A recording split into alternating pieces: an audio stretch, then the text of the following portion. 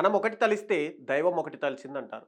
కూటమి ప్రభుత్వాన్ని ఇరుకున పెట్టాలని వెన్నుపోటు దినోత్సవానికి పిలుపునిచ్చినటువంటి వైసీపీకి పలు నియోజకవర్గాల్లో సీన్ రివర్స్ అయింది.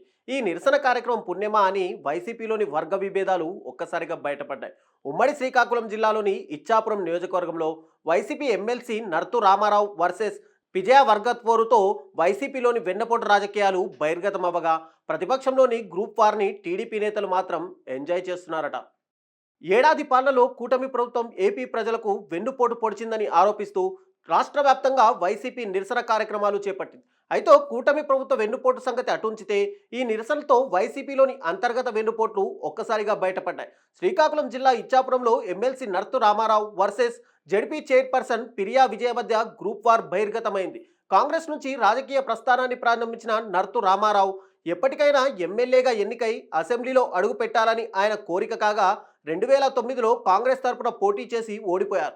రాష్ట్ర విభజన తర్వాత 2014లో ఇచ్చాపురం నుంచి వైసీపీ అభ్యర్థిగా పోటీ చేసిన నియోజకవర్గ ప్రజలు ఆయన్ని ఆశీర్వదించలేదు. 2019లో సామాజిక సమీకరణాల నేపథ్యంలో పోటీకి దూరంగా ఉన్నారు. కానీ వైసీపీ హయాంలో 2021లో Andhra Pradesh greening and beautification corporation చైర్మన్గా, 2023లో స్థానిక సంస్థల ఎమ్మెల్సీగా ఎన్నికయ్యారు. అయినా ఎమ్మెల్యే కావాలన్న కోరికతో గత ఎన్నికల్లో టికెట్ కోసం తీవ్రంగా ప్రయత్నించినప్పటికీ అధిష్టానం నర్తు రామారావుకు అవకాశం కల్పించలేదు. 2024 అసెంబ్లీ ఎన్నికల్లో అధిష్టానం ఆదేశాల మేరకు ఇచ్చాపురం నుండి పోటీ చేసిన వైసీపీ అభ్యర్థిని పిరియా విజయకు నర్తు రామారావు సపోర్ట్ చేశారని ఓ వర్గం చెబుతున్నా పూర్తి స్థాయిలో ప్రచారం చేయలేదన్న వాదన కూడా తెరపైకుంది.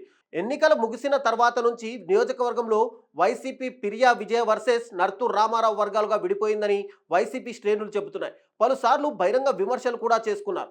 పార్టీ కార్యక్రమాల్లో విడివిడిగానే పాల్గొంటున్నారు. ఈ గ్రూప్ వార్ అధిష్టానం దృష్టికి కూడా చేరడంతో దాంతో సమస్య తీవ్రతను గుర్తించడానికి మాజీ డిప్యూటీ సీఎం ధర్మాన కృష్ణదాస్, జిల్లా వైసీపీ పరిశీలకులు కుంభ రవిబాబు అధిష్టాన దూతలుగా ఇచ్చాపురంలో జరిగిన వెన్నుపోటు నిరసన కార్యక్రమంలో పాల్గొన్నారు. నియోజకవర్గానికి అధిష్టాన దూతలు వచ్చినప్పటికీ నర్తు రామారావు తీరు మాత్రం మారలేదు.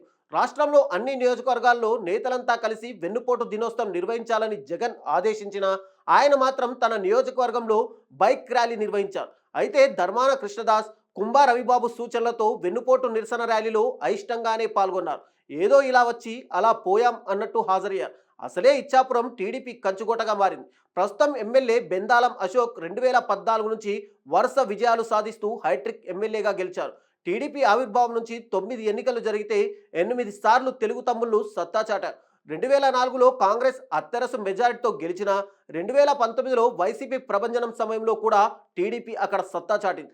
ఇంతవరకు వైసీపీ జెండా ఎగరని ఆ నియోజకవర్గంలో ఎలాగైనా పట్టు సాధించాలని వైసీపీ అధ్యక్షుడు జగన్ పెట్టుకున్న ఆశలు అక్కడి వర్గపోరుతో అడియాశలుగా మారుతున్నాయి. ఇప్పటికైనా క్యాడర్ మొత్తం ఒకే మాట మీద ఉంటే భవిష్యత్తులో పార్టీ బలపడుతుందని పార్టీ అధ్యక్షుడు చెబుతున్నా నేతల్లో మాత్రం మార్పు కనిపించడం లేదు. వైసీపీలో వర్గ విభేదాలను టీడీపీ నేతలు మాత్రం బాగా ఎంజాయ్ చేస్తున్నారట. విపక్షంలోని అంతర్గత కుమ్ములాటలే తమకు శ్రీరామ రక్ష అని తెలుగు తమ్ముళ్ళు సంబరపడిపోతున్నారట.